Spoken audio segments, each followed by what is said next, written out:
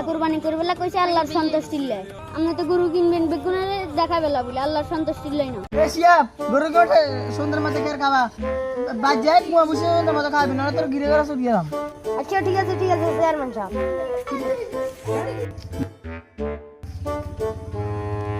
কি রোডা ভালো আছিস? তো আছি আলহামদুলিল্লাহ। চেয়ারম্যান সাহেব গরু টরু কিনা না কোরবান তো চলে এসেছি। কি কইছ আর মতো কোন গরু কিনতে পারবো না, এত যে বড় গরু কিনছি গ্রামে তো তোমার হাতে নিয়ে দিই। কি করো আমরা তো বড় লোক, আমার মতো গরু কে কিনতে পারবো না।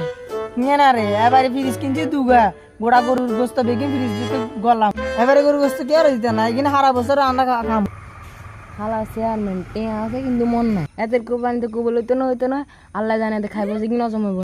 কি বাদ দিছা মনে মনে কি ক? কই না চেয়ারম্যান সাহেব কিছু না। আসসালামু আলাইকুম চেয়ারম্যান সাহেব, ভালো আছেন নি?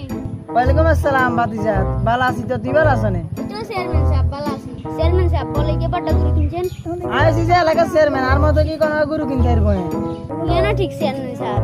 ফ্রিজ কিনছি দুগা এবারে গোড়া আন্ডা গরুর গোস্ত বেগে আন্ডা ফ্রিজ তৈরি কাম ইগে মানুষের গোস্ত দিতাম না, সারা বছর খাইলে গোস্ত ইন খাম। বিয়া তুমি মাফ করবেন চেয়ারম্যান সাহেব, ছোট মুখে কেন কথা কম। এ বাতিজা কি কবে যে ক? আল্লাহ কুরবানি করবেলা কইছে আল্লাহর সন্তুষ্টির লাই। হিন তো জানি আল্লাহ আল্লাহ সন্তুষ্ট করে বেলা কোরবানি করে মানছি। আপনি তো গরু কিনবেন বেগুনের দেখাবেলা বলে আল্লাহর সন্তুষ্টির লাই না। আবার কোন যে দুগা ফ্রিজ কিনছেন নিজে নিজে একা একা বই খাইবেন। আল্লাহ তো হিন কেন আল্লাহ কইছে যে গরিব মিসকিনের খাবার বেলাই। আচ্ছা বাতিজা আমি তো বুঝছি, এখন তুমি গোড়া গ্রামের গরিব বইয়া বেগুনের কইবা কোরবানি দিন আন্ডা পাইতে বেলা বেগুনের গোস্ত দিমু। এই তো চেয়ারম্যান সাহেব আপনি তো হবে বুঝছি আল্লাহ আপনার হেদায়ে দিন।